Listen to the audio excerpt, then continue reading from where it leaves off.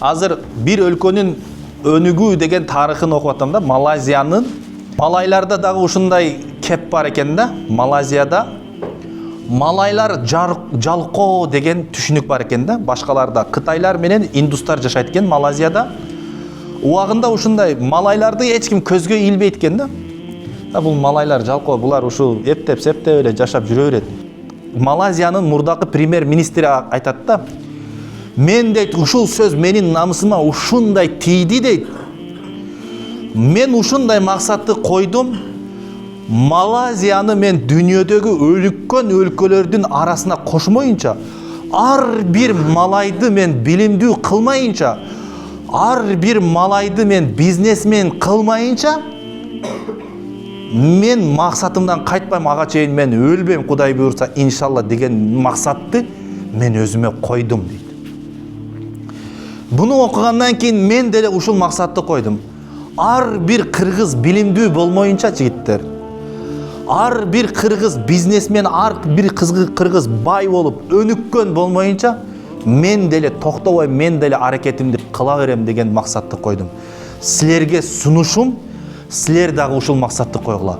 Ар бир кыргызстандык өнүкмөйүнчө, ар бир кыргызстандык билимдүү болмоюнча, ар бир кыргызстандык бактылуу жашамайынча, мен дагы аракетимден токтобойм деген максатты койгула.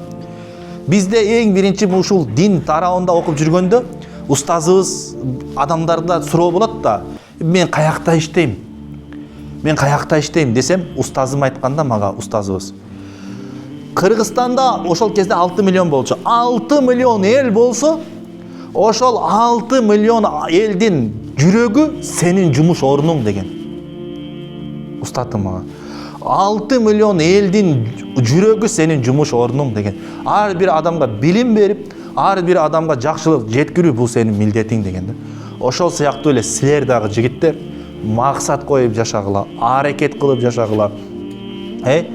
Дайыма ушул аракеттин үстүндө болгула. Кудай таалам иншалла силерге сооп да каласыңар, эл алдында кадырыңар дагы бийик болот, элге пайда алып келесиңер, өзүңөргө пайда алып келесиңер, эртең силер менен урпагыңар сыймыктанат. Ошон үчүн ушундай кылгыла. Мен дедим, мен өзүмө ушундай максат койдум. Мен жамандыктын ата бабамдан бери келаткан жакшы нерселерди аламын, жаман нерселердин тамырын бүт кыркам деп ниет кылдым. Ушуга чейин менин урпагымда ата бабаларыбыздан келген саватсыздарды мен жок кылам. Мындан кийин менин балдарым бардыгы саваттуу болуп кетет, бардыгы бактылуу жашайт, бардыгы илимдүү, билимдүү болот деген максатты койдум, жакшы жашайт деп. Силер дагы ошондой максатты койгула жигиттер. Мындан кийин болду, ушуга чейин мага чейин менин уругум, менин тоом билимсиз, илимсиз болуп келдиби, саватсыз болуп келдиби, мындан кийин мен саваттуу кылам. Элимди саваттуу кылам, жеримди саваттуу кылам деп мына Кыргыздын менмин деген кыйын инсандары Ишаналы Арабаев атабыз алипени жазган. Кыргыз мамлекеттүүлүгүн түптөгөнгө салымын кошкон Исхак Разаков. Булардын бүт бардыгы илимдүү, билимдүү инсандар болгон жигиттер.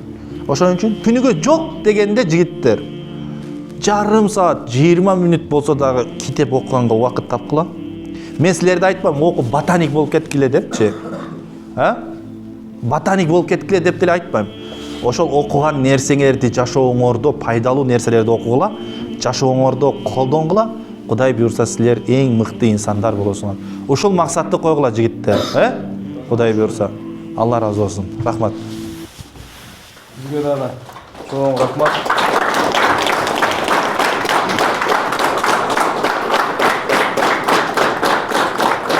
Ишиңизде ар дайым ийгиликтер болсун, Кудайым өзү колдосун сизди.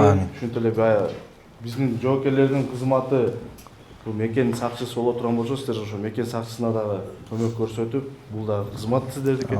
Ар дайым элге кызмат кылып жүрө бериңиздер. Дагы терең ыраазычылык сизге. Жетекчиликтин атынан, жоокерлердин атынан. Ишиңизде ийгиликтер кантты. Рахмат.